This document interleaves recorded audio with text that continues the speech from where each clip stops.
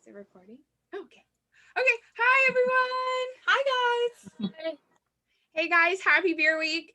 Thank you so much for joining us. This video, we're going to just be hanging out for the hour, enjoying some beers, celebrating happy hour, Beer Week, drinking some Beer Week releases. And I guess we'll just start with some introductions. So I'm Christina. I work with Laughing Monk Brewing. I'm our East Bay and Tri-Valley sales rep. And I've been with the company for almost 4 years now. So definitely have had lots of Laughing Monk beer in my life. And I love the company. I love the beer. And it's been very exciting to celebrate now my 4th beer week as well. It's obviously a little different this year, but thanks for joining us. And I'll pass it on. I'm Des. I'm not your South Bay Peninsula rep. I've been with Laughing Monk for under 6 months, a short amount of time, but my beer loving heart knew it belonged somewhere, and it definitely belongs here. So I'm very happy to be a part of the team. Definitely happy to be a part of Beer Week. It's my first one, and virtual is the way of going, I guess, this year, but I'm excited to be a part of it. Cool. Who wants to go next? I'll go. Hi, my name's Jordan. I'm with the Rare Barrel. I've been there for a little over 6 years, which is a pretty long time. We're an all sour brewery in Berkeley, and yeah, it's going to be a different beer week this year, but I'm excited to be able to participate in this. Awesome. I'll go. I'm Melissa Myers. I own the Good Hop Bar and Bottle Shop in Oakland. We've been open for 6 years, and as we all said, it's a different beer week this year. It's not seven massive events and the Super Bowl of every beer thing you've ever done in your whole life, but a little bit different. But I'm happy to see everybody and have beers with everybody without masks on and enjoy some beers together. So cheers. Cheers. Cheers. Yeah, it's really good to see you all. I mean, even the people that I work with daily, like I kind of forgot what your face looks like. Now I remember. And it's good to see you too, Jordan and Melissa. It's been a while. I'm Jen Jordan, and I'm a brewer at Laughing Monk Brewing. I've been brewing there for maybe over a year. Yeah, a year and a couple months now. But I've been brewing professionally for, like 7.5 years now. So it's been a while. And I got into the industry as a home brewer. So I'm excited to be working at Laughing Monk, basically because I'm involved with all aspects of the brewing process, and feel really connected to the process and the product and the people. And that just makes me feel good. Awesome. Well, thanks for sharing. Thanks, Jen, for adding how you got into the industry. That was definitely a question we were going to touch on. I completely forgot. So I guess we'll just add that quickly as well. I was living in Australia for a year, a couple years ago, and started doing some home brewing just because the art of fermentation was so fascinating to me. Like the first time I had kimchi, I was like, what?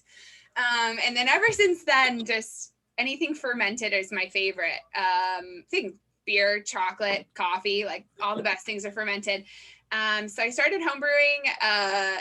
They turned out horrible, but that was what made me be like, why is this beer so bad? Yet the beer I get down at the street at the pub is delicious. And how many variables come into play when brewing beer and how sensitive it is to all the elements.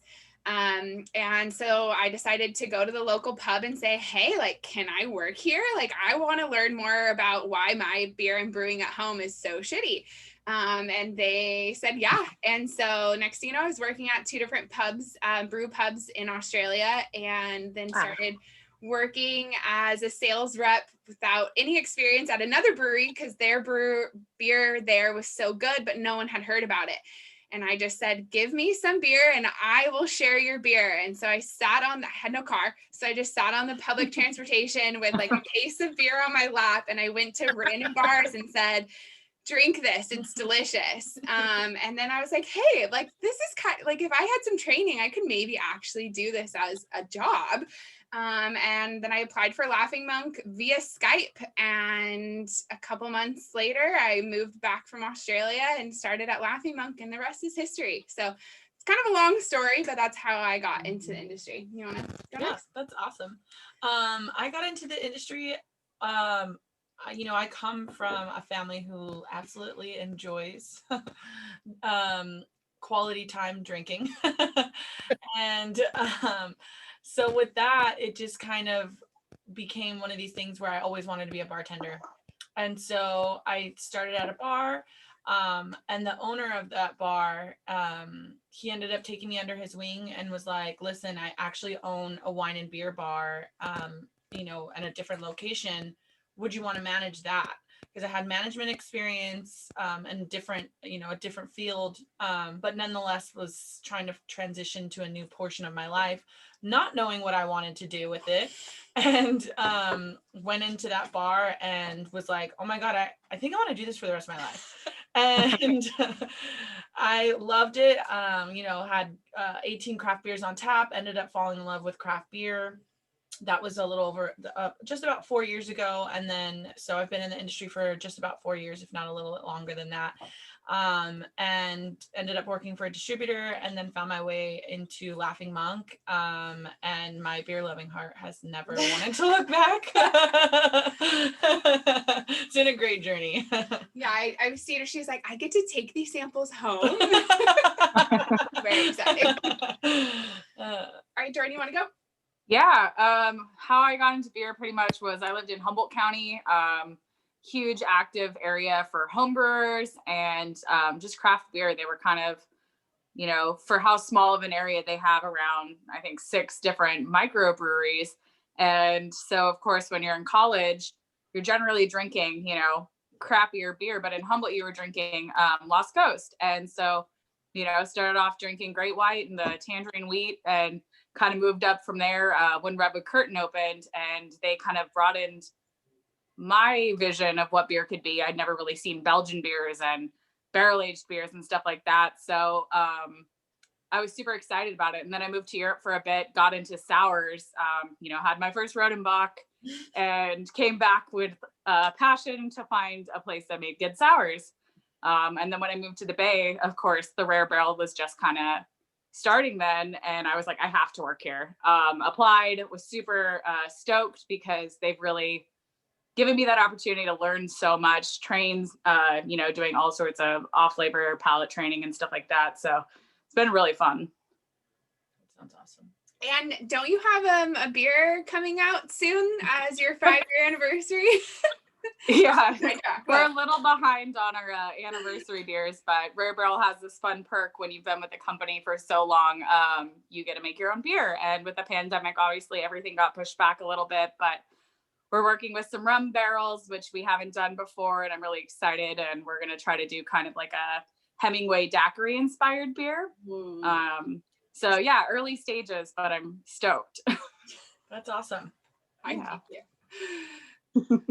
Yeah, that's super cool to be like, oh, I know exactly what I want to do, and this is the place where I want to work, and to be there for 6 years and like involved with that company is pretty cool, because I just know there's a lot of people out there right now who, well, because they have to, or because they just think they have to, change, their jobs every 6 months or every year. But if, you're at a place where you can grow and it always feels like you have new opportunities, that's awesome. Yeah, and I've kind of moved around within the company. We have a beer club, and I've done a lot of work through them. I was our fulfillment coordinator for a couple of years. But ultimately, like, I just love the bar. I love my regulars. I love my coworkers so much. Yeah. And that kind of active interactions that you have all day just really kind of make your weeks that much better. So I really, truly do love being in the bar setting. I think that's a good time for Melissa to jump in. Enter the bar. So I actually got into the industry in 1996 as a brewer, a professional brewer in Philadelphia. I had no homebrewing experience. I was working like 4 jobs trying to pay off college tuition and bills. And a brewing job kind of was open for me, and it was my 5th job, and I fell in love with it. The guy I worked with was unbelievably knowledgeable. Like, he'd never just be like, go do that. He'd be like, okay, I need you to go do this, and this is why you need to do this, because fermentation is happening and that's CO2 coming out. Like, he was very awesome with his knowledge. And so I totally fell in love with it and immediately was like, yep, this is what I need to do. Screw all the other jobs. Saving the world, nah, not for me. I'm gonna go into beer. I mean, kind of, right? As my aunt, when I told my family what I was doing, my aunt was like, oh, so you're saving the world one beer at a time now? And I was like, well, at least I'm helping them get through it, whatever. You know, Or 2 beers at a time. 2, 3, whatever. So I was a professional brewer for a pretty long time. I brewed in Philadelphia and Denver and Boulder, and then San Francisco, and all over the Bay Area, Fairfax and Berkeley and San Leandro. And then I was like, I'm gonna open my own brewery. Like, I'm doing this on my own. And I decided to do that in 2008 when the financial crash happened, and everybody who had offered me money all filed for bankruptcy and lost all their money. And I was kind of like, oh, okay. Like, I kind of stepped out of the industry. Like, there weren't a lot of brewing jobs, and I kind of stepped out. So I kind of pulled myself together, and I decided to open this bar called the Good Hop. It was supposed to be a brewery, but I couldn't find enough money. So the bar is me, and I own it by myself, me and the bank. And it was a chance to learn how to run a business so that eventually I could open my own brewery, and then I would know what I was doing. I've seen a lot of brewers, unfortunately, open breweries, and then they need a lot of money, and then they get, a board who has a bunch of money, and they get voted off their own island. And that's something I just couldn't handle. So I opened this bar, and we're 6 years in, and I'm totally still learning how to run a business, even more so during COVID. But yeah, the ultimate goal is to open a brewery sometime as a branch off from the Good Hop. But don't fear, the Good Hop's not going anywhere. Awesome. I miss being at your bar so much. We were talking about that the other night. It was just like, gosh, it was so nice just having like consistent night that you knew you were going to go out and play trivia and be social. And every time I went to the Good Hop, it was like, no matter what, I knew 1 or 2 people there. And that was such a comforting feeling. And I love that about the Bay industry of beer, because people really are out and about all times. So yeah, like, I feel like I actually just had somebody pull up the other day, and I haven't seen him in like a year and a half, and he used to be a regular, and he's like, I didn't even know if you were open, but I just figured I'd just come by, and here you are. And I was like, yep. We chatted for a little bit, but yeah, like, I feel like at any time, and I'm actually pretty proud of that at the Good Hop, is that I feel like it's become a really great community place. And that's unfortunate. COVID has kind of killed that for a little bit, but it'll be back. But it was such a great community place that, like, during election time or during anything major, people just come there because they're like, I just need to be around some other people, or like you said, like trivia, like, oh, I'm all by myself, but I'm going to go and I'll just find a team to join, or, like that's the best part about, to me, that's the best part about the bar and owning a bar, is that community aspect that I really like. I miss it. Although I'm definitely seeing like memories on Facebook from previous beer weeks. I'm like, oh my God, it's so people-y in there. It's so crowded.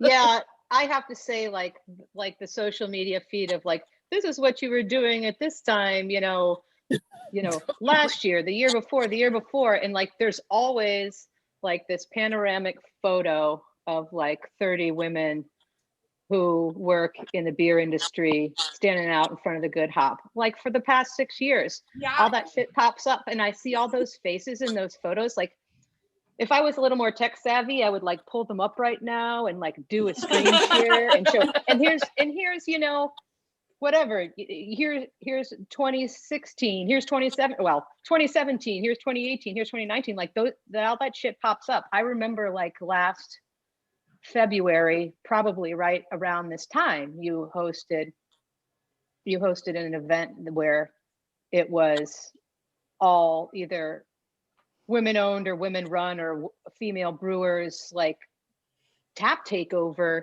and and done that consistently for like so many years. And well, the Rare Barrel does too. Like, those are always the 2 beer week events that I'm always like, I'm going to that one, and I'm going to that one, and I'm going to that one. And if I don't make it to the other ones, it's okay, but I'm definitely gonna. Now we brought them to you. Right, that I'm gonna get my ass across the bridge and just do it. Like, so I never miss those things. That's so awesome. thanks for Now that. you don't have to leave home and you get to hang out with the Good Hop and Rare Barrel. Yeah. Speaking of beer, so we've been sipping on some beer during this, but I'm just going to share some of the beers that we're going to be drinking tonight, and also some of our special beer week releases.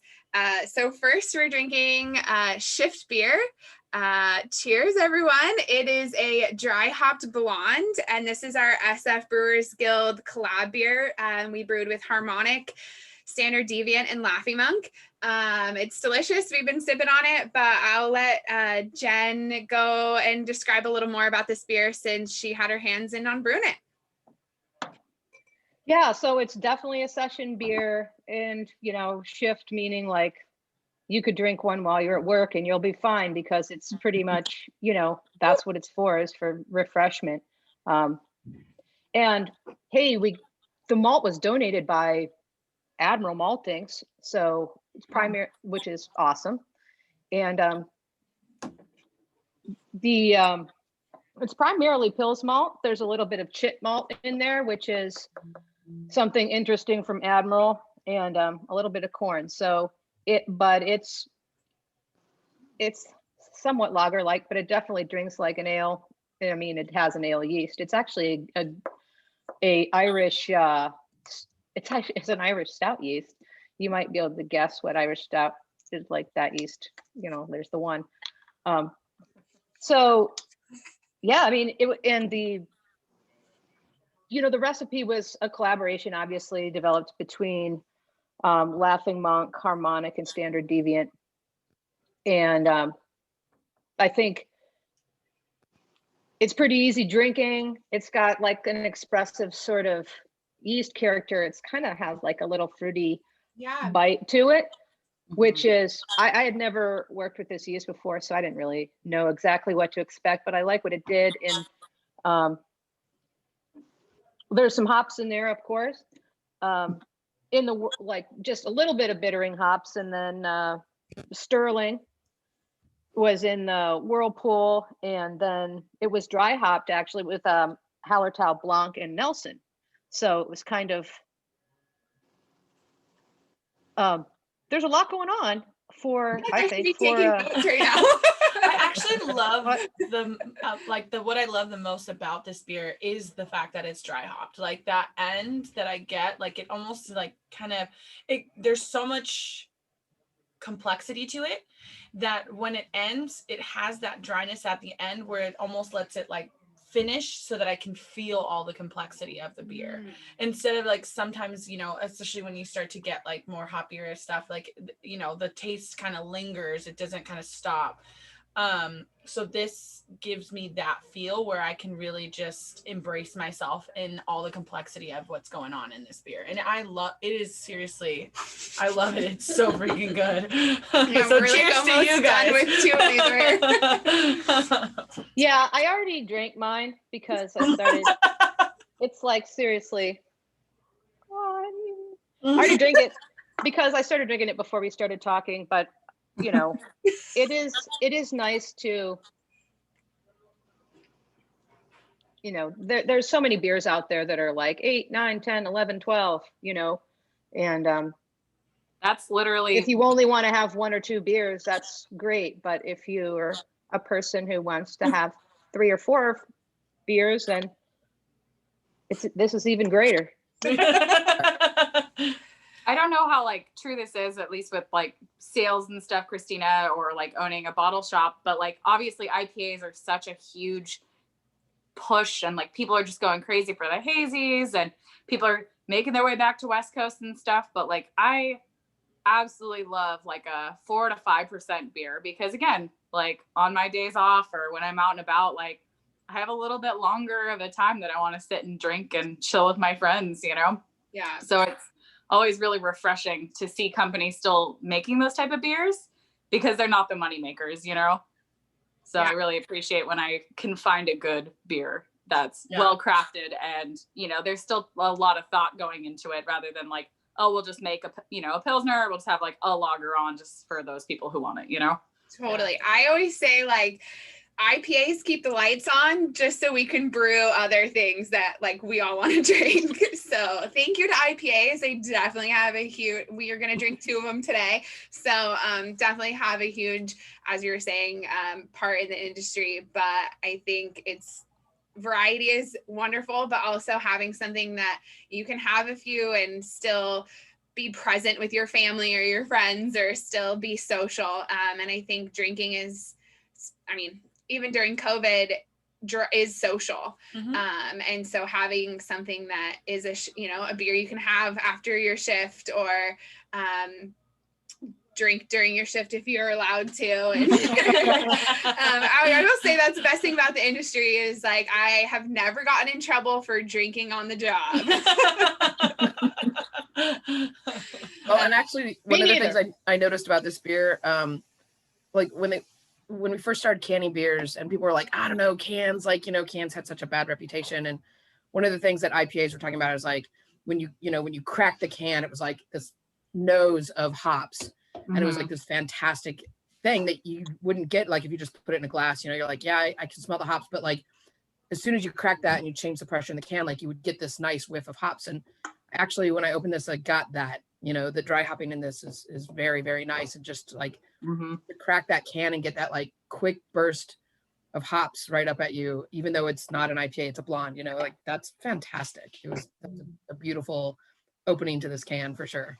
Yeah.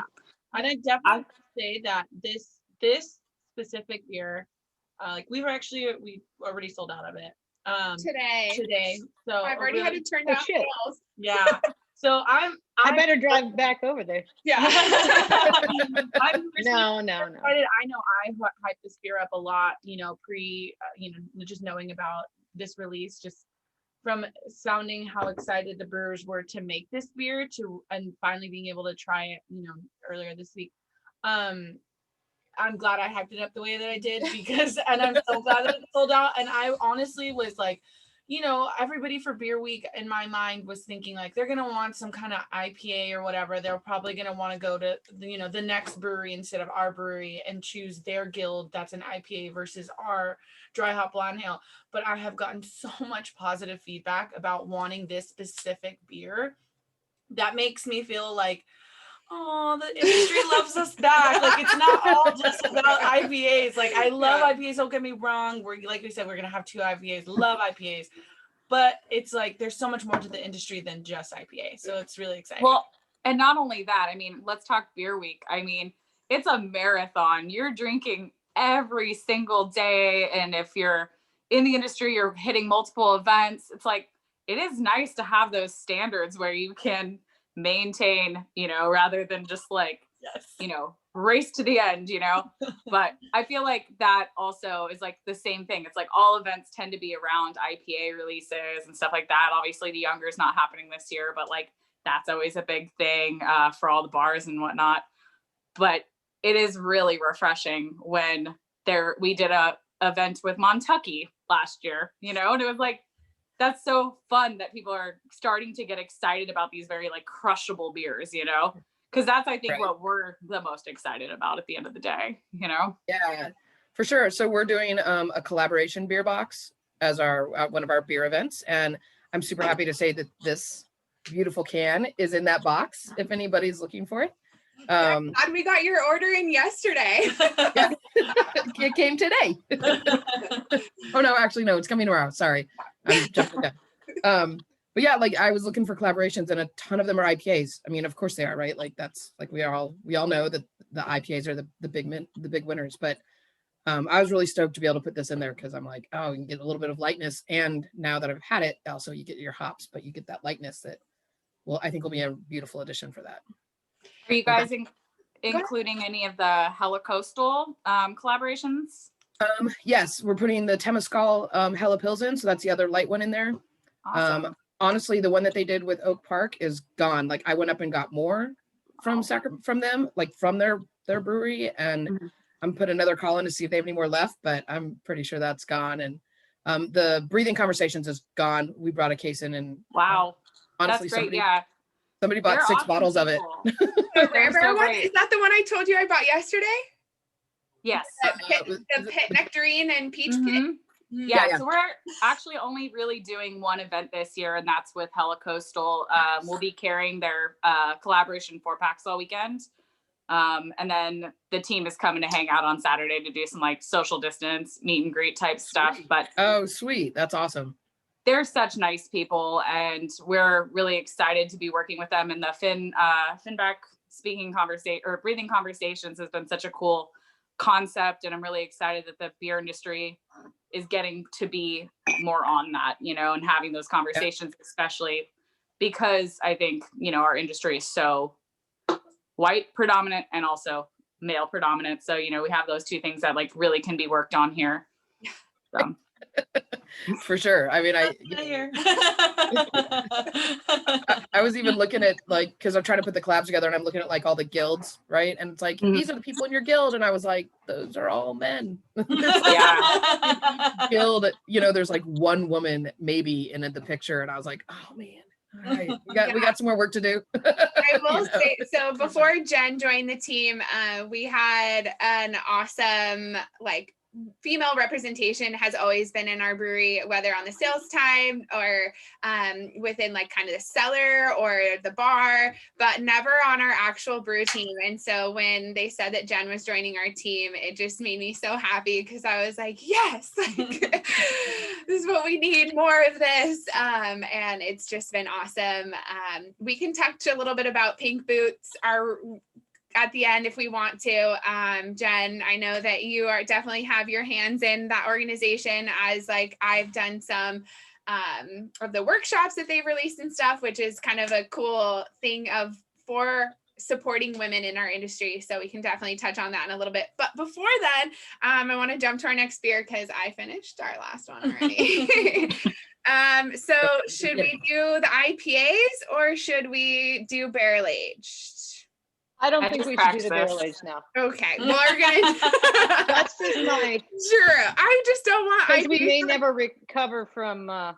We may never. Well, I mean, we will. We'll always recover, but it's kind of like, I don't know. Yeah, I know sometimes IPAs can kind of, you know, take over your palate. So I want to just make. We can do this one if you want. No, Jordan's already open, Brother Willie, so let's go for that one. Okay. I'm sorry. So our next beer that we're drinking is Brother Willie. Ooh, it's a hazy IPA brewed with Nelson and Strata. Oh, now it's nice and clear. And obviously we turned our monk into Willie Nelson. Quick note on that, if you are a fan of Laughing Monk, which you probably are if you're watching this, we love turning our monk into all different characters. He's been a drag queen, he's been Willie Nelson, he's been Batman, he's been everything. And we have so much fun coming up with different characters, whether it's a personal connection or, you know, current event or whatever. Like we love just kind of honoring different people, or it's amazing how the monk character has really turned into so many different faces. And 2 quick plugs about that. One, we are having a coaster art contest during Beer Week. You can get the PDF on our website or at your local bottle shops. I know the Good Hop is participating, so feel free to stop by, pick up a coaster. You can also get a PDF. Feel free to doodle on it, draw on it, turn them into any character, submit it via Instagram, and we're going to pick some winners that will be featured on our future labels. So that's kind of cool. And then second plug about that is, can employees participate? Yeah, totally. And I haven't been that crafty in a while, except for beer, making beer. Yeah. No, feel free. And any of your friends or family, like they don't have to be local, any friends or family that are artists or digital artists or anything, feel free to draw on them. We have the PDF versions. You can do it on your computer and then just submit it by Friday, the 19th at midnight, because we have to pick the winner on Saturday. but we'll probably do this again. And I just wanted to, the last thing was this all originated at the Good Hop. Shout out Markeith. Yeah. Yeah, I saw that like really awesome display of like a whole bunch of like I probably have over 150 coasters sitting in a desk drawer, and I gave you a ton of them. Christina, I just gave you like a bag of them, and I'm like, ooh, maybe I should just submit them all. Just Marquis really quiet about it. Yeah, Like he would just sit at the bar and draw, and then he'd be like, here you go, and they were amazing. I'm gonna message him for inspiration. Yes. He can help me out. The monk, even Melissa was turned into you when you were younger with your I have like a headgear on, and my hair is like shaved and goes like this. And I don't know where he found that picture. Somebody put it on Facebook, and he totally turned it into the coaster. And I was like, I'll take that. That's yeah. So yeah, we are doing the coaster contest. Please submit. It doesn't have to be local. So any of your friends, family, anywhere, it just has to be 21 and plus. 21, you have to be 21 and older to participate. But that being said, we're drinking Brother Willie. And you can see that there's the monk, Brother Willie.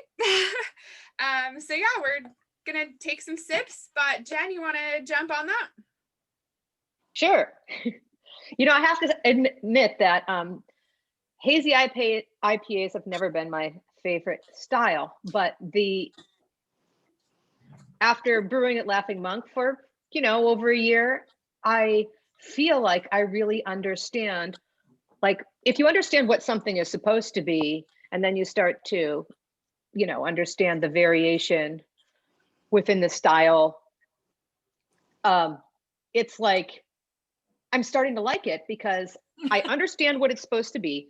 I'm seeing the diversity within the style, and then we're exploring how we can control it and expand the style. And like when it becomes creative instead of just like, what's this hazy thing, I don't know, it gets to be more fun. So like I understand, the complexity of like learning about the complexity of like protein and hops and how they bind together and how they don't let go of each other if you do certain things in a certain way, and how to just highlight hop aroma. In this case, it's Strata and Nelson, Willie Nelson. It's a special breed. It's the Willie Nelson. No, it's not. It's just regular Nelson. But like, I don't know. I'm beginning to appreciate like the softer mouthfeel without the bitterness. I used to be like, oh, this beer style, is like scratchy in my throat, or I don't know. But with anything, like if you accept it and learn more about it and try to appreciate it, you're like, oh, I get it. So I'm starting to get it. And I feel like it took me like 5 years to figure it out. But I really didn't brew any truly hazy IPAs until I started working at Laughing Monk. So now I get it. And yeah. Yeah, I will. 15, oat, sweet, light, malt character. Smells good. I was just going to add that one of the perks I feel of working with Laughing Monk is that I never feel like our hazies taste the same. Like they're very clearly a hazy if I was blindfolded, but I love that. I love that you touched on that. You guys are really focusing on kind of how to present them in different ways. And cause I've really got, as a consumer and as a sales rep, like trying Brother Ron, which was our release last week, next to this one, they're very different. And I think that that's really cool to be able to taste the difference in them and actually be able to have a hazy where I don't feel like it's just orange juice or pineapple juice, but it still has kind of those bittering notes to it. And it still has some complexity. Obviously it's still opaque, but I love that we've been kind of playing with the different hops that are used. And this Nelson Strata combo I think is delicious. I am a sucker for Strata hops though. But yeah, I think it's awesome to be working for a company where even though the same style, that there's variation, and it keeps it interesting for me as a drinker and a consumer, but also as a sales rep, that I can be like, oh, you liked that one. Like, we now tried this hop combination, and let's try them side by side and see the difference. And it's very noticeable, which is definitely noteworthy. So thank you for making great beer, Jen. You know, I have to say, like, I realize now that we have 3 different strains of hazy yeast that were, well, the yeast isn't hazy. I mean, it's just a thing that we love, but we have 3 different strains that we've been using. And, you know, I feel like a fool because I don't know exactly which one this was, but that, you know, adds complexity too.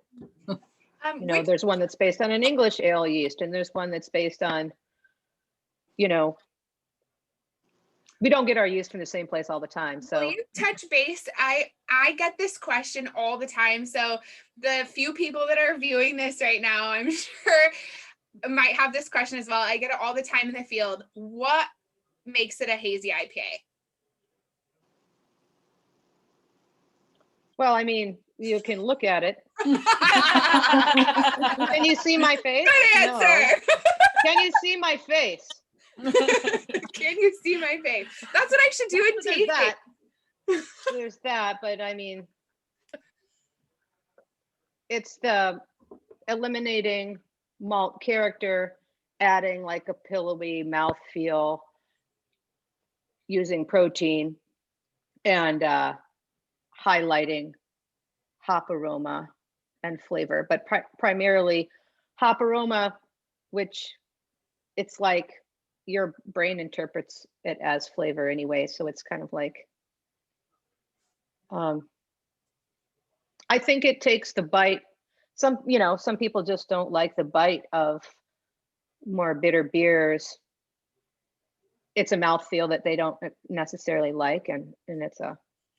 But the question I always get is, does it just mean that it's unfiltered? So could you just kind of touch on like some of the possible, like, not, I wouldn't say conspiracy theories, but the like kind of assumed reasons behind hazies? Because I always get like, oh, is it just unfiltered? Or, oh, I've heard of this northeastern yeast. Is it that? And so I was just, I mean, you've touched on it very well, but just if there is. Yeah, I mean, it's like chemistry of protein and like hop polyphenols. They bind to each other, and traditionally in the beer industry, there's a whole bunch of process aids you can add, or just time and temperature, cold temperatures, where you can make these proteins just fall out of the beer and clarify.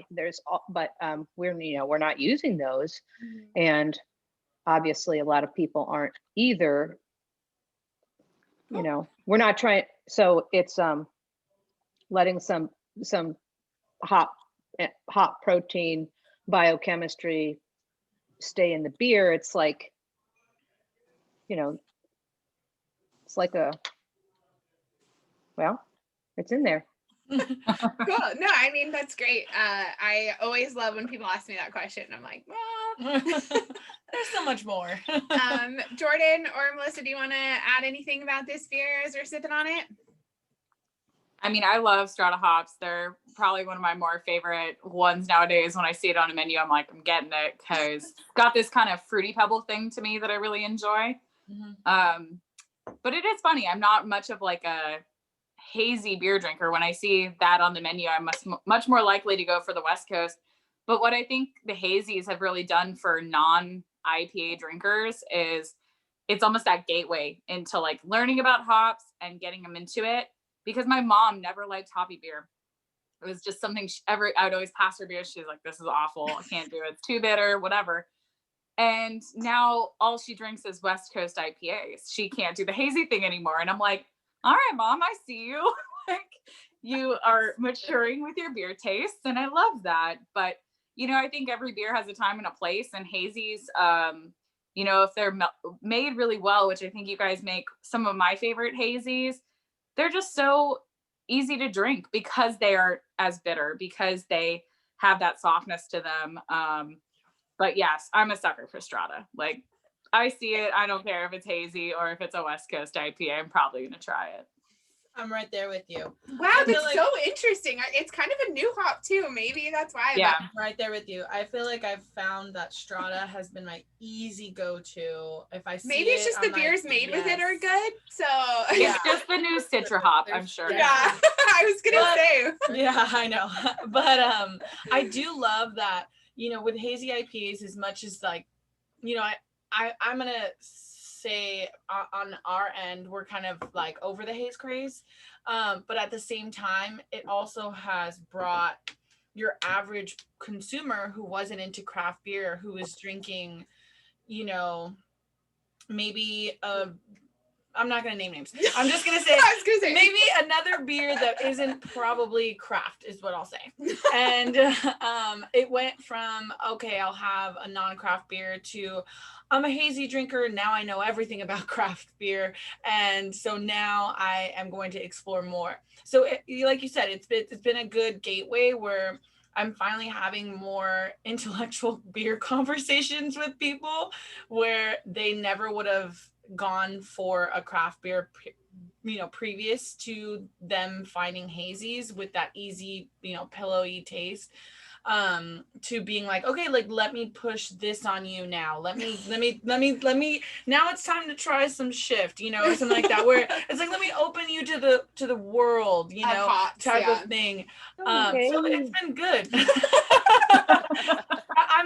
I'm not, you know, I'm not mad at it because time for a, you know, just a little bit of a cleanse, because those hazies really, you know, I get what you're saying though, like that, you like with Strata or these hops that have all this character that is about ripe fruit or tropical fruit, and it's just right in your nose, like somebody who would normally just be like, give me, you know, a Mai Tai or something, would be like, wait a minute, maybe I'll try a beer. If, you know, and then they're like, oh, this doesn't taste like beer. That's, you know, it's interesting. Oh, this doesn't taste like beer. And now I like beer. Mm-hmm. Yeah. I mean, that's how I thought when I first had one. I'm like, this doesn't taste like beer. And I like beer. So I don't know if I like it. But then I learned about it. You know, that's how it is with all new tastes. It's like, you have to try and understand what it's supposed to be and then go for it. Or not, but you know, I'm going for it. Or not. Melissa, you were saying something? Can't hear me, can you? Yeah, we can We now. can hear you. Oh yeah, okay. Sometimes it goes in and out. Yeah, I think it was pretty interesting. Like the hazies came up and they were like huge juice bombs, orange juice, and people be like, oh, I didn't think I liked beer, and now I like this, you know. And now I think with the learning of like the yeast strains and how, like Jen, what you were talking about, like how the proteins bond, how the hops and the proteins bond together. Now you get beers a lot like this where it actually, you can taste the hops. It has a hop bitterness to it. And it's not just, oh, this is just like drinking, you know, orange juice mixed with grape juice mixed with passion fruit juice. You know, like this does taste like beer. And it's been so interesting to see like the wave of how the hazies have happened. Like the first hazies were thick as hell and you could almost put a spoon in it, you know, and it was super juice bomb and just like, okay, I think I just drank a whole pint of red ruby grapefruit juice, you know. And now people are calling out the hops in it because, oh yeah, you can actually taste the hops. Oh, there's actually hops in here. You know, like it's not just it's so interesting to see the descriptions of how people describe it, right? Like, oh, this is orange juice. And now you're starting to see the descriptions of it's actually what the hops taste like. If you put it in a West Coast IPA, these are the hops here. Oh, it also tastes in a hazy IPA.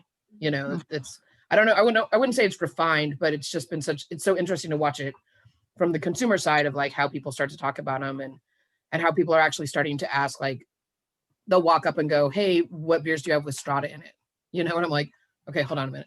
Like, no, actually these two, you know, or like, what beers do you have with Citra in it? And so people are actually calling for beers instead of like, I just want an IPA or just give me your hazy. Like they're actually starting to call for the hops, which Wow. is really cool to see Yeah, that that's such a huge That's player.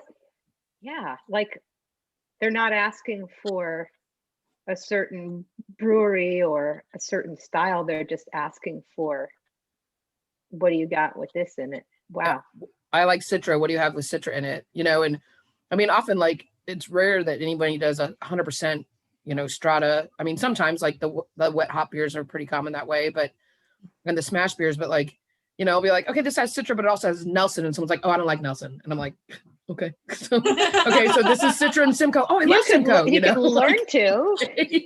yeah, I'm like, dude, just try it. It's gonna be okay. So just to kind of move on to our next IPA, speaking of IPA, we've got an 8% double West Coast IPA. So kind of on the other spectrum, on the other side of the IPA spectrum from a hazy IPA, we have our Professor Sagan, has a nice outer space label to it. And the monk is now an astronaut, as he's been everything. So yeah, this one, let's see, it has Galaxy, Comet, and Incognito Citra. So I feel like the brew team must have hand selected these hops for a outer space theme. But Jen, you want to touch on it a little? Sure. Yeah, I think the thing that's the most unique about this beer is the Incognito Citra. So it's like a hop resin that has very high alpha acids, but also adds a whole lot of aroma. So it's kind of dual purpose. It's meant to be, well, it could be added at, I guess, any time in the brew, but it's a new thing that just, I guess, over the past few months, just to, you know, add more hop aroma, but also, you know, if you add like 200 pounds of dry hops into a whirlpool or into a tank, you know, a 30 barrel tank, you actually lose a lot of beer because the hops absorb a lot of liquid, and then you have to separate, you know, you have to separate those solids, because we really don't want those chunky beers that Melissa was talking about that were coming out. Can I give that to you with a spoon? Can I yeah, you, right. Jen, Yeah, can I like see you definitely through this don't. Yeah. And I just want to share, I'm holding a glass that says San Francisco Beer Week, February 7th through the 16th, 2014. I just want to share that. Aww. Hey. And so I anyway, think that was my first I don't know. beer week. Oh, Was that's it? awesome. Yeah, I'm pretty sure that was my first beer week. I just have to share too that I also have been drinking out of a 2018 one. I'm just, you know, reminiscing, I guess, shall we say? Here's a You know, 2017. Here's a It's honestly 2017 pretty one. crazy with how long I've worked beer week events and just in general Bay Area beer festivals, and you know, Rare Barrel's been so awesome to like send us all over the country to like work events. I have never been to the SF Gala. I haven't either. Never. I've been here and in the brewing industry since 1999, and I've never made it to the gala. I mean, it's literally the night before, just utter chaos. Yep. It's like, I do not want to add one more event onto my week. Yeah. But eventually when I'm not, you know, Yeah. years down the line when I'm not in this industry, I'm like, I should really go to the SF Gala and like see what it's about, you I know? will say it's really fun. It is a cool time to see all your friends, because you get to like, there's North Bay, South Bay, East Bay, San Francisco, like everyone's there. Well, not everyone, obviously, but a lot of people are there. So it is Not everyone, but Jordan and I. That's it. Everyone else is there. but I will say my first beer week a few years ago, I was just so excited, and I was like, I have to try as many as I can. And I was like, the next day I had 2 events. And I was like, next year I'm gonna take Gala a little slower, because I was like, here I am at my beer events, and I'm supposed to be like, yeah, let me buy you a beer, like this beer is great. And I was like, oh, smell of beer, like, please get it away. So I was like, I learned that the next year's was like, okay, I need to be a little, it's, as I think Jordan, you said this, Beer Week is usually a marathon and not a sprint. But it's very easy at the gala. I was like, every brewery I've tried beer from, like, is section B of what beer I want to try. Like, I just wanted to go everywhere where I hadn't been before. And I got to try, like, there's oatmeal raisin beers, and there's like churro beers, and there's beers where they've thrown like chamomile, like, it's very cool because people get so creative and they're like, this is our time to showcase beer that we don't normally release. Like, I know for at least at Laughing Monk during Beer Week is when we open all of our barrels and we're like, what's in there? How does that taste? Let's like sell the best ones. And it's like a time when you get to kind of release and share beers that you don't normally get to throughout the year, which is Beer Week in general, not just the gala. But I will say you got to check out the gala one day if it ever gets back to normal. One day. I went a couple times. Someday. I highly recommend. I mean, I think everybody should try to go, but I enjoyed it the most, like getting in early and getting out early. Yeah. Because, well, when you're 5'2" and everybody's like, it's like asses and elbows in there, you just can't even see where you're going. Yeah. So it's like, you got to get in and get out. Yeah. One thing I could also say about that night as a beer drinker, it's probably the best night in the Bay to probably go drink at your favorite brewery, because everywhere's dead because everybody's there. Go to Cellar Maker. You don't have to wait, to get in. It's like everybody's still got energy to like, be able to talk and stuff. But yeah, I feel like Beer Week, I've tried it so many different ways over the years of like, obviously your first couple of years, you go way too hard. You're so excited. You're getting all this cool beer into your bar. And then you're like feeling awful, because you're just over drinking and stuff. And then there was one year I was like, I'm like going cold turkey. I'm not drinking this year. And then I ended up getting the flu. So I was like, well, shit, there's no real balance. So it's like, just take it easy, enjoy what you want, but like, don't go out after your 8-hour shifts and go partying. Oh yeah, like go home. Yeah, but it's always so hard. We sound so old. I know. I mean, the worst part is that after like that marathon event, right? You're like, that event was awesome, and you're just like, okay, I got to change all these kegs, and you're like, we rocked it. Let's drink. And you're like, or I'll just go home and so many people. Yeah, or let's get a burrito and go to sleep. Yeah. I'll cheers to that. Right there with you. Honestly, one of my favorite things about Beer Week is all the collaborations. Everybody coming out, like some of your favorite breweries coming together and doing something, whether it's an IPA or a sour or whatever. I love seeing all the collaborations. And that is actually one of my favorite parts of the gala, is that they'll release those special collaborations at the gala. And so I'll specifically look for those. Like, I kind of will like have my list ready. I was like, you're the girl walking around with like the map that's like crossing. Oh no, I don't have a map. I have a list. Nice. I'm very prepared. I'm very organized. So I'll look at the map and I will look at who has the collaborations, and I'll make like a list. route plan, like a exit route 100%. Plan. And I get in and I get out because I know better. We should just title this video like Beer Week Gala Tips. Tips and tricks to survive the Beer Week Gala. And I love that Jordan's is the best. Yeah. Go to the Rare Barrel. Go to the Good Hop. I feel like I just monk shit and pretty avoid much it. That's our recommendation. And I just get so overwhelmed at events. Eat a burrito every once in a while. The big events, I end up eating the lists. See, and I just don't do that. I'm like, okay, I'm here and there's like 100 breweries here. Oh, Society's here. I know someone who works there. And I just immediately go and socialize with the people I know, which, I know you're there to try all the fun new things, but ultimately, like, what I love about Beer Week is just like seeing all of our friends, like that is, I think this industry is so amazing in the sense that like, I think a lot of us have built so many good relationships with people all across the country. Like, you can go to New York or to Portland or down to Texas and have these wonderful relationships with these breweries.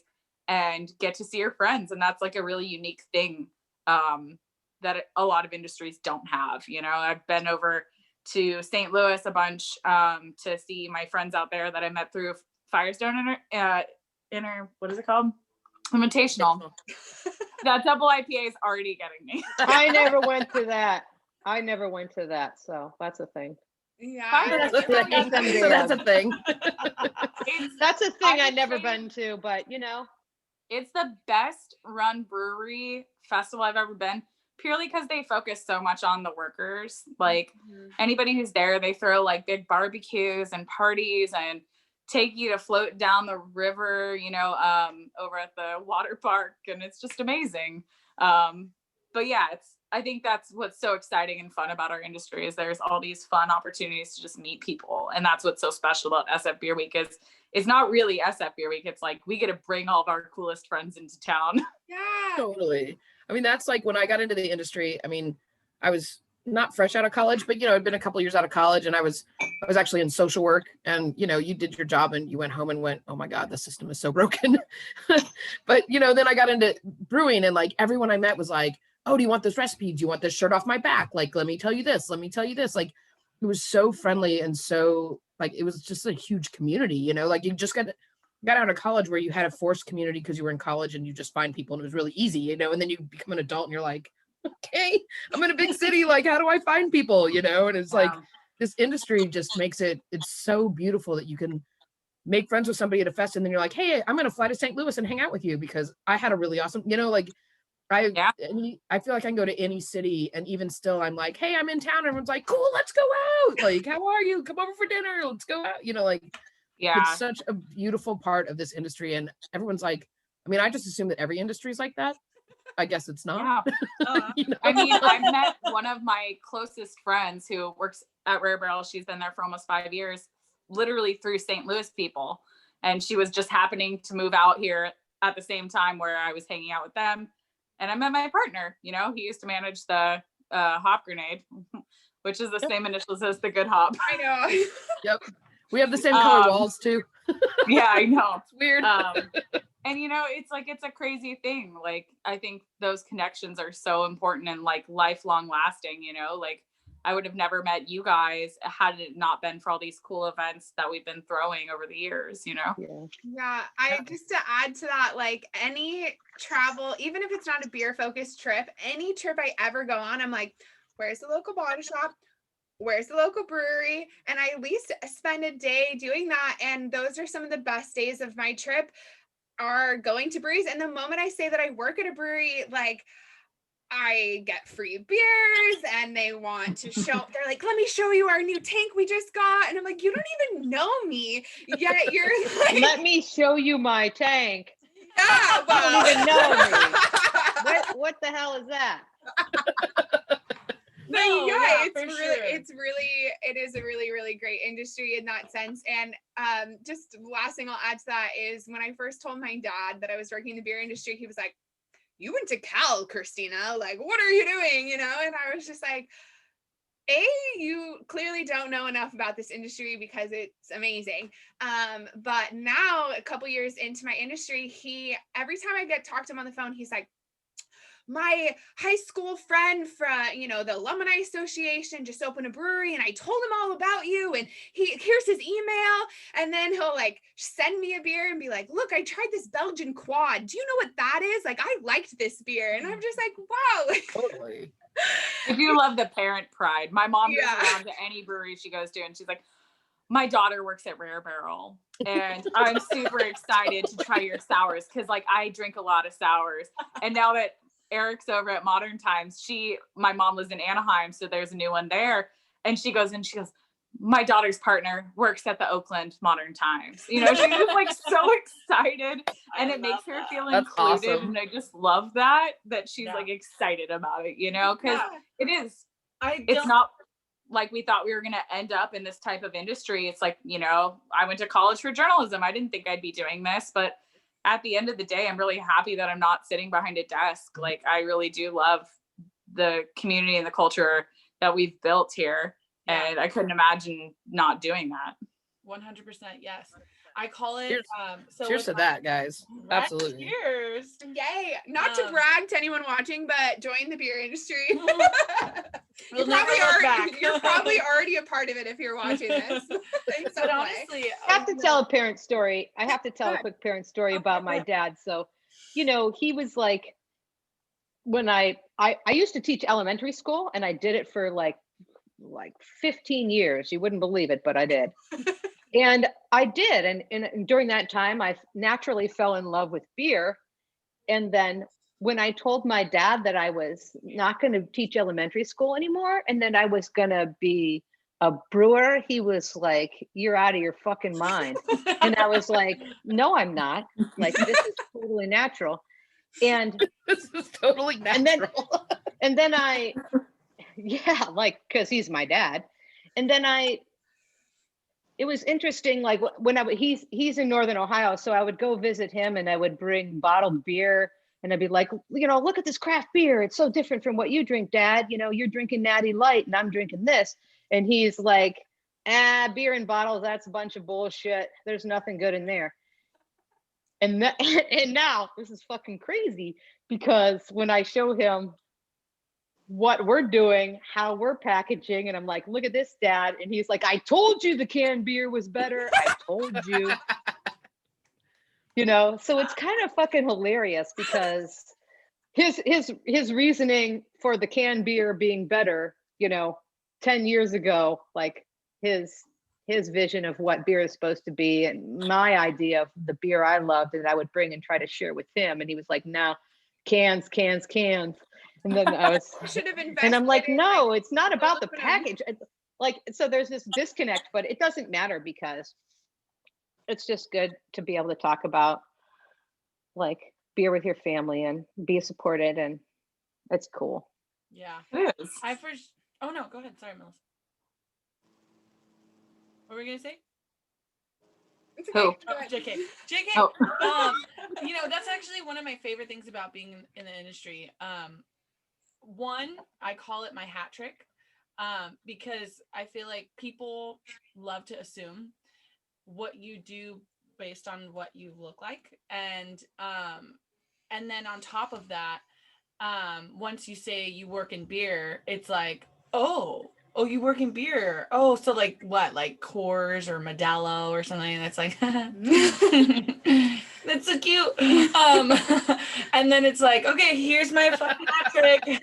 I actually sell really bomb beer, and I can talk about it, and I can geek out on it with you. And it's just something that it shows, like, there's so much passion, but it's also, there's never a negative conversation that happens. It's always something that's positive, and people love to tell you stories about what got them into craft beer and how much they love craft beer and how much they love the brewery you know work for, and not knowing it a year ago or whatever. And like, I love like going into accounts or even just socializing in general, where I'm just sitting there drinking my beer and someone's like, "Oh, what's that?" And I'm the happiest person to be like, "It's this," like, and you know, it's like, it's the coolest thing, because at the end of the day, we bring happiness. Like, doesn't it make you feel so happy inside? We bring happiness to the table, and there's so much to love about this industry, between, you know, the togetherness of, you know, women in the industry, and even just in general, we'll include the males, the whole industry in general. Like, it's a beautiful industry, but it's also very small. And that's another part that I absolutely love about this industry, is that It's very small. yeah, because it's like, but you have those supporters, like you're saying, you can go to St. Louis, you can go to Texas, you can go to San Diego, you can go somewhere, and everyone's so excited to be a part of the same industry, that it's not like overly competitive. It's not like, we're not trying to be the biggest, best weightlifters on the planet where it's super competitive in that sense. It's just like, yeah, we're competitive in a sense, but not in a sense of like not wanting to help each other, because then we do collabs and have these beautiful beers being made. So it's like, it's a bomb ass industry. If we haven't said it enough. It's also really interesting how, I mean, in the last 6 years, it's expanded within the Bay Area. Yeah. When Rare Barrel opened, we were one of the only breweries in Berkeley besides Triple Rock. And like Fieldwork, Trumer, right? Trumer's old. oh, and Trumer, yeah. And then Fieldwork was like pretty shortly behind us, but now we have Novel, Gilman, other ones that I can't think of in a second. But there's like so And many all more. those And then, other ones. you know, I mean, neighboring towns, there's Temescal, you know, there's Original Pattern. You have all these amazing breweries. And like you said, it's just like, you're genuinely so excited when another brewery opens, because that just expands how you guys operate. You know, you can learn so much from other breweries and work with them. And it's also just like, cool, more friends, you know? Sure, having a Cool. bottle shop too, like it's also really exciting to have more craft breweries, because that just brings more people to the table. It Also brings more emails she has to look at. So Honestly, during COVID, the emails dropped so fast. Like on Mondays, I used to get about 80 to 85 like email blasts, right? Every Monday. And it just was what it was. And I'd kind of like filter through them. And sometimes you're like, I'm not going to buy from them this week or whatever, whatever, about a ton last week, not this week. And then COVID hit and it was, nobody knew what was happening. And we were all kind of like, okay. And then like about 2 to 3 weeks in, I'm like, dude, I need to buy some beer. Where is everybody? All the email blasts kind of stopped. Yeah. And it meant that like a bunch of, sales reps got furloughed or let go. And it was just kind of like a scramble to be like, okay, I don't want the 83 emails, but I want the 83 emails. Like, bring them on. Give me something. yeah, How I learned. to add to that briefly, when COVID first started, because I luckily with Laughing Monk was only laid off for 1 week when we were like waiting for our PP loan. But anyway, before that, I felt kind of weird, like emailing people like the world's ending possibly. And I'm like, hey, want to buy some beer? But it really, Yeah. yes, What else would you people spend said your yes. money on except And for it was kind of food? one of those things that was like, like when the world's doing great, people want to drink beer. When the world's ending, people want to drink beer. More beer. They want more. So it was a little bit of a weird where it's like the world's on pause. Like I feel a little weird, like still sending this email, but just ignore it if you don't want it. If you want some beer, let me know, because we're still beer. I got you. Yeah. So we've had some great big beers recently, but just to end it on a high note, we're gonna taste this 11% rye barrel aged stout called Devil's Hymn. And I will say that a lot of our canned barrel-aged beers recently have kind of been in this category. We had Devil's Descent, we had Devil's Whore, Devil's Hymn. So anytime you see Devil something, you're like, probably barrel-aged if that's from Laughing Monk. Yeah, so this is Devil's Hymn. We actually have kept it out of the walk-in for the last 40 minutes. So it's still cold, but definitely this kind of beer is best to be enjoyed with having a little bit of not in room temperature, but warmed up a little so you get a lot of those notes. Wow, look at that pour, Jen. So yeah, I'm gonna crack it open. But Jen, if you'd like to talk a little bit about this beer, feel free. Well, obviously it's like highlighting the malt character, and I shouldn't say obviously. It is highlighting the malt character and the character of the barrel that was in, which was a rye barrel, and there's primarily the same malts that we might use for an IPA, but then all this dark roasted stuff, and so you get chocolate and coffee and toffee and toast, but then you also get the character of the barrel. And that's a thing that I wish I could tell you exactly how long it was in the barrel. I actually 15 months. 15 months. We have it on our okay. Salespeople always know. I know, right? It's your The job to know all those always facts. Got my back. I don't know because if it was in the barrel for 15 months, that means maybe My I anniversary. This didn't is my actually anniversary beer. Clearly I went in didn't brew right this before you beer. got there, If it was in Jen, a right barrel for before. 15 months, I did not brew this beer.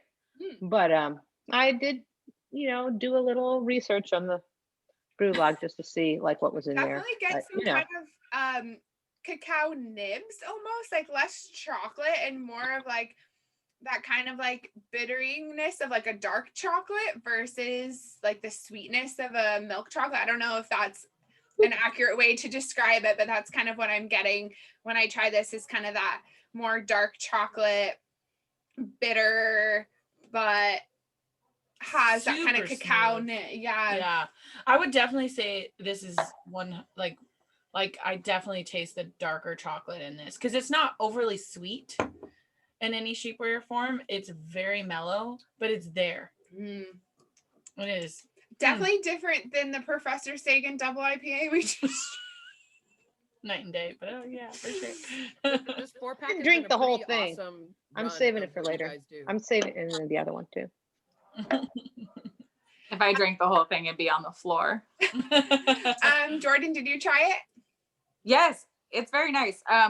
It's funny. I feel like the longer, again, kind of going back to the same thing, the longer that you're in the industry, the less you want those big beers.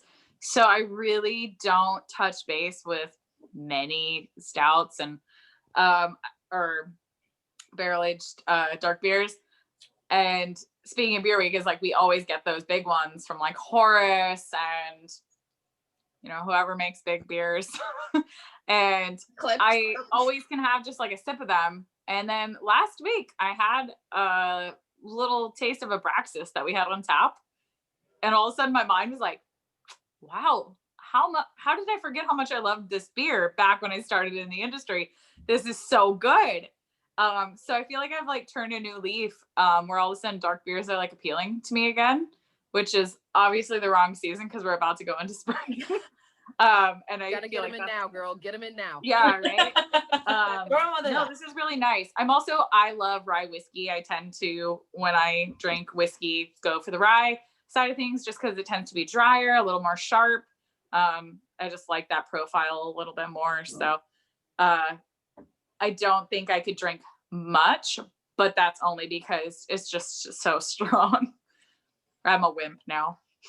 I'm glad we're sharing one because I still have to drive back home. Oh, this will be. Yeah, I mean, if you got a 16-ounce can of an 11% alcohol not beer, finished, it's best we're here. shared with friends, Yeah, especially kind if you plan to do a thing Or involving. I would recommend like try Later. the first half cold, like out of your fridge, and see how that experience is. And while you're enjoying that, let it sit on the counter and then pour it in the second half and then taste it, and kind of you can do a little scientific experiment yourself of a little colder and a little warmer and how much those kind of flavors come out once it is a little warmer. I'm a big fan of when big stouts obviously come in like larger formats sometimes. My mom and she lives in Anaheim, so is like a brewery member and would give me like Chocolate Rain, which they're so well crafted. But like a 750 of that's like a lot when you're at home alone. And yeah, you can only have a little bit of something that's 18%, but it does make the best brownies. So just replace, the water in the brownies with that, and it's so good. So that's been my favorite thing to do with like big stouts that I can't drink as much of. But That's also, so I always smart. Have a glass, pour the rest in your brownie batter. You still get that like Onto stout something. character though, you get that like nice complexity from it. And then you're not wasting it too, because no one wants to waste anything, and but yeah, I feel like those tiny little half cans, the like 6-ounce cans, when I see stouts in that, I'm like, that's genius. That's perfect. Because you can easily drink that by yourself, but even split, that's enough. yeah. I don't know why, but we took up the I don't know, the mantra or whatever, like during oh my God, I almost said the end of COVID. I don't know where that phrase came from because we're not there, but during the end of last year, like when we were like, we're like pulling stuff for holiday season, right? And I mean, I don't sit down to drink these a lot. Like generally be me by myself, or like we would do it at a staff tasting where there's, used to be 5 or 4 or 6 of us. And so there's just 2 of us now at the Good Hop at any given time. I mean, there's more of us, but 2 at any given time. And I managed to taste my way through every single high alcohol stout through the entire holiday season. Like every employee, I'd be like, all right, do you want to open this and share it? It's 14%. Okay. They're great for getting through shifts, I would say, especially customer facing. It was I mean, I was there every day. They were only there 1 or 2 days a week, but I managed to get to taste all of them, which was great. Amazing. I'm going back for more. This is delicious. No, it's definitely delicious, but I'm gonna take my time. I could see definitely kind of like a dessert wine replacement, or near the fire with, a puppy on your lap, like in a goblet, like this beer has its place for sure. Because it's not heavy. Then I am going to work tomorrow. Only drink these though. There's a consumer who only wants those dark, big barrel-aged beers, and that's why we keep making them in this industry, is because people really do love them. Pastry stouts right now are going so crazy, Sure. And, I think this is cool because this isn't that. Like they're like, obviously there's some residual sweetness, some of it's alcohol sweetness, but it's not like it's not about, this beer doesn't try to be, a bear claw or or whatever, a chocolate donut. That's not what this is. Yeah. Even though you might like to drink this and eat one of those, but that's not what this is. Like, I don't think this is like a pastry stout idea at all. But I mean, it's drier than that. I think, honestly, I actually just pulled it up so I could talk about it, but you guys did a beer called the Oaxaca Trip. Christina, you probably remember it. And I'm sitting on a keg of it. But I think you guys do a great job. Laughing Monk does a phenomenal job of like barrel aging beers and them coming out even through a barrel still really balanced. So like this beer has, we're talking about like dark chocolate and cacao, but also it has almost a like slight hint of like boozy raisin, but not not where you're just like, oh my God, so much booze, and the Devil's Descent, the barley wine you guys did, was the same. Like they all come out delightfully balanced. And I always look forward to it. And you do different styles, like the Oaxaca Trip is a Belgian quad in a barrel, like, so I think, like, not to be a weird plug for Laughing Monk, but like I love it. This is the place for it. I know, right? I love it when you guys do the barrel aged beers, because I think you do them really well and they're very balanced, and you release them at a really smart time, in that they aren't a pastry stout that's so sickly sweet, or they're not overly fruited, or they're not too hot and boozy. This beer is delightful. Thank Awesome. you. Very nice. When last year we had one that was a barrel-aged saison in gin barrels. Yes. That beer was definitely had that.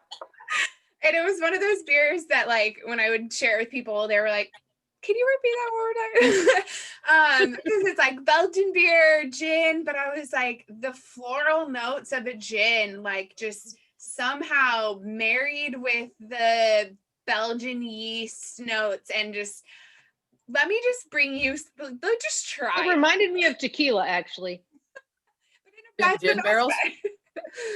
Something about the Belgian yeast and the gin barrels made me think of it was like a kind of like a cocktail, a barrel aged cocktail thing. But maybe I'm crazy, but that's what I got from it.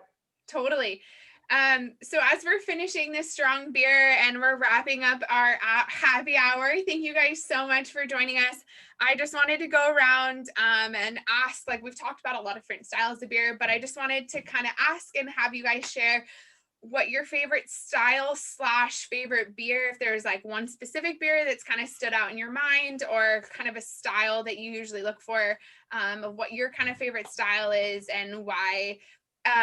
it can be current, as Jordan kind of said, that like her interests kind of change over time, which is totally normal. But I just kind of currently, like, what is the beer that you go for when you see it on the shelf? And I'll start. Right now, I love a good pale ale. Like if I see one that's like classic malty English style pale, I don't know why, but right now, like that, Melissa, when I saw you last, I was like, what pale ale do you recommend on your wall? And yeah, I don't know. What I love about pale ales right now is it has the hops that I love in an IPA, but I get a lot of kind of the malt still is present. And it's like nice and hoppy, but still a little lower ABV, so I can have a few of them. So right now I'm kind of I'm a pale ale girl right now. So, So awesome. That's where I'm at right now. That's kind of my favorite style. I also will say, not to plug again Laughing Monk, but our kettle sours, I can drink anytime, any place. I can pour it in a wine glass and feel fancy. I can drink it out of the can while I'm walking the dog. Our kettle sours we have a kiwi one coming out this week. And I will just say, I have been asking Laughing Monk to make a kiwi sour for 3 years now, and it's finally happening. So I haven't tried it yet, and I'm like nervous because I'm obviously putting a lot of hype on it for myself, but yeah, I'm really excited about it. So pale ales and Laughing Monk kettle sours are where I'm at right now. Awesome. Melissa, you want to go next? Sure. I think generally I go towards Czech Pilsners and super dry, super light Pilsners. And people say this like, well, when you've been in the industry as long as I have, whatever. I tend to drink lighter beers. I also, I have a nickname in the industry as Malty Maven. And so that came because I actually don't drink IPAs or anything with hops in it at all. Honestly, my palate's changed a little bit on that. I will still drink them and enjoy them in small quantities, but I would say, the palate changes all the time. And like, I think COVID times and whatever the last 11 months that we've done or been through, whatever we've been through, like I have definitely embraced the stronger, darker beers, which I used to drink all the time. And I stopped drinking them because, they're 14% and I don't know, your life's busy and you're out drinking. Jordan, like you said, you go to a bar and you're like, well, I want to hang for a little bit, not have a beer and be like, I gotta go, Yeah. But we're not doing that right now. And I'm like, yeah, a 14%er, I'm in. Sure, why not? Yeah. Which kind of makes it all over the map. Really, I think COVID changed my palate a lot, just to be like, yeah, I don't know, let's try it. Let's go for it. Who cares? I will just add to Melissa. When I first was a sales rep in the East Bay, and the Good Hop was like this golden egg. It was like, if I can get on draft or on the shelves at the Good Hop, like we've made it. But I remember the beer that made you call me back was our Belgian triple. So I don't know if you're still partial to Belgians, but it was that Belgian triple. And I remember you had Eddie call me back because you were like, they can make Belgian beers. Like, we need those fresh Belgians. And it was our Belgian triple that first kind of made our relationship. So as you were saying, your palate changes, but I always, like, in my head, I'm like, Melissa's a Belgian girl. Yeah, I mean, part about the Good Hop is to have all the categories and all the styles, and so I didn't want to fill the Belgian section with beers from Belgium. I wanted to fill them with really good beers from California first, and if I had to, I'd go out through the US. Like, you guys were rocking the Belgians, and they were so good and so very, very Belgian-esque in their profile, as opposed to some of the other ones that tasted not as like they were just kind of a thin Belgian knockoff. I can't believe I just said that out loud. It's okay. We've had a few beers. I didn't name anybody, so it's all good. If anyone has made it, I don't think we need to edit that out. If anyone has made it this long and watching this video, thank you. And we're not editing anything out. Do I get to talk about my favorite styles? You're Yes. next. Okay. Well, I guess I don't have a favorite beer, or I don't have a favorite brewery except for the one I work at, but I also can say that I'm super intrigued by like hybrid beer styles like Kolsch's, California Common, like blonde ales, cream ales, like the blonde ale, like the shift beer, like almost drinks like could drink like a lager, that kind of stuff. Like, and understanding like why those styles exist, like people wanting to have lager drinking beers and but maybe don't have the climate or the control, temperature control to make those beer styles.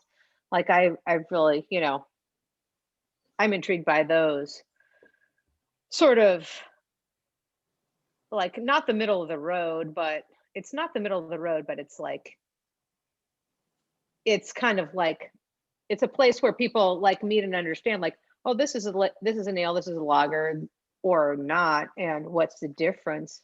And I think it's pretty arbitrary at this point, but I appreciate the middle ground between defining what a beer is. And I remember at the end of last year, one of the beers that we released that was one of your recipes, was that the Doppelbock? Was that your no, no. It was not a Doppelbock, although that's a thing that we're trying to do just because we have the time. Mhm. But there's no Doppelbock, but it was like a cream ale, Oh yeah. a cream ale last year released. It was so Yeah, good. I like love that idea, like easy drinking beer, respecting malt, respecting hops, respecting all the parts. And and then that idea that you could actually drink 3 and still be yeah. like, Coherent. So yeah, exactly. So Jordan, how about you go? Oh gosh. What I've been into lately, it's very different from like, it all depends on where I'm at. And I think when I'm at home, I really love like lighter lagers. We had the opportunity to try Society Light this weekend, which was so delicious and so crushable and so well crafted. And we obviously drink a lot of Montucky in this house because we like sitting out on our porch and just crushing a cold one.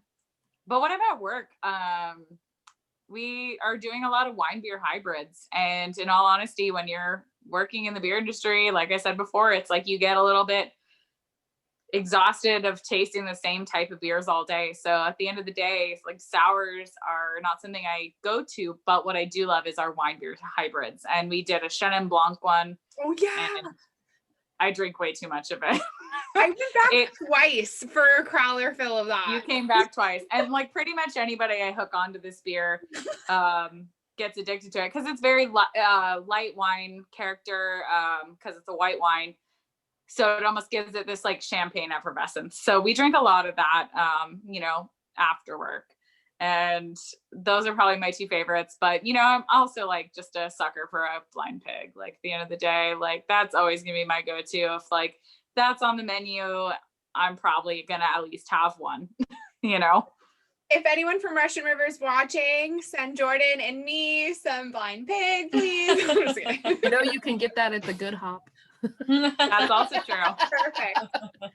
I mean, honestly though, like you ask about like what do you like to drink, like what's your favorite thing, and like just especially you, Jordan, like it reminds me, like I don't drink blind pig on a regular basis, but if I'm out and it's on and you're just like, oh, you know what I really want is a blind pig, like there are beers you go back and visit on a regular basis that maybe you don't like. I don't drink blind pig on a regular basis, or I don't drink Pliny the Elder, but every so often I'll have one and I'm like, damn, that's a good beer, Yeah, they're so well crafted. And like, obviously Russian River is A+ at what they do. Like they're known for a reason.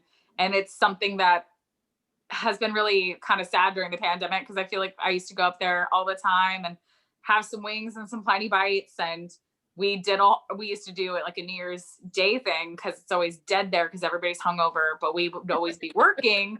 So we used to go on New Year's Day and get our Planty Bites, get our wings, and get our STS and pig. And that was kind of a tradition. So this year we kind of did it at home. And that was really fun because, you know, it's trying to create a situation where we can't control, which obviously is this pandemic, but still creating some normalcy, you know? Right. And I think that's what's great about Russian River is they do have those staple beers, which I love when companies have, because it's like, no matter what, you can go back to that brewery and be like, cool, that beer's on. I'm getting that beer and also getting to try all their new beers. Yeah. So Right. I think like flagships are kind of like the thing of the past, but I still think they're pretty important for like longtime consumers. Yeah. Yeah, I mean, they're the flagship February that Jay Brooks and a couple other writers, Stephen Beaumont, created.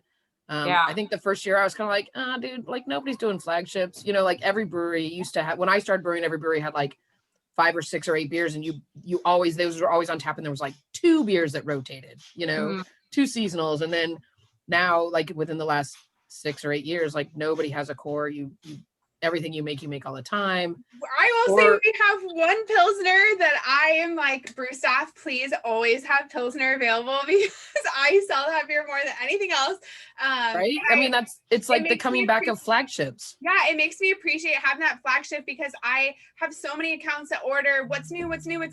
But there's a huge section of my accounts that are bars and tap rooms and hotels and whatever that have beer available that are like, your Pilsner is bomb and we need it every single week, or it's on our fancy menu. We're not going to reprint this menu every week for your new beer. Like, we love this beer. It's going to be here, you know? And so I, even working for a brewery that has 3 to 4 new beers every week, having that one flagship Holy Ghost Pilsner is like, yeah, here, I can give this to you knowing I'm going to have it available for you. Whereas our other IPAs, I'm like, if you don't order this right now, it's gone and you're never going to see it again. So Right. I think it's a level of comfort. People want to know that there is going to be something that they will enjoy at your facility, you know? And I think that is, you know, why those like long-standing breweries are still so successful, is because there's a nostalgic part of beer. You grew up drinking that beer. I love going back to Rubber Curtain. I still love Red Stripe. Yeah. Going back to Rubber Curtain and having the IGA. Is it a style I drink all the time? Absolutely not. But when I go there, I make it my mission to like have one of those because, again, I grew up drinking that, you know? And that's what I think is so like nice about those flagship beers. And Rare Barrel doesn't have one. And, you know, we get that question a lot. And it's like, well, if we had one, it's like in Sorsold, our dark sour with raspberries. It's done super well over the years with our customers and competitions, but we never have it on, you know? So it's like the one you maybe bring back the most, right? Yeah. So really quick, Des, do you want to share yours? Yeah. So mine is actually, I'm the typical drinker in the sense that I like to like 2 and done type of thing. I like to do those double. My absolute favorite go-to is a double dry hopped West Coast IPA. If I see you at 8%, I'm like, I'm gonna have 2 of you and I'll be the happiest person on the planet. Because at the end of the day, I'm a beer loving heart, but I have the tiniest appetite. So I, you know, with that short pour. It's not like, please hook me up and give me a barrel pour. Actually, it's not even that I need the short pour. It's more so it's like, get her done. But I want to appreciate every drop of that. It's not like a tequila shot of like Casadores. You know, it's like, I want to have this delicious, just yummy IPA, and I want to thanks for feel representing very IPA. Warm inside. Yeah. And you know, so for me, you know, especially because of I have such a small appetite where I can't drink too much beer and I can't even eat much. So it's like, you know, I have to keep all those things in mind. where as much as this stout is delicious and very light, it is super dangerous for that exact reason. So it's like I have to be careful when it comes to things like that. So I do realize that, you know, my easy go-to is love a West Coast beer, love a dry hop beer, and I love a double. Like those are always going to be my go-tos. I think we had a night, not only a variety of job positions, but also beers. So Yeah. good job, everyone. Can I do a shameless plug really fast? Yeah, please. I was just going to say we're wrapping up. So if there's any last things that any of us want to say or add, this is the time. Cool. So in Beer Weeks past, we've always done a ton of events. And one of the events that we've done for the last 3 years is games with the Sisters of Perpetual Indulgence. Okay, it's bingo. Whatever, it's bingo. I'm going to say it.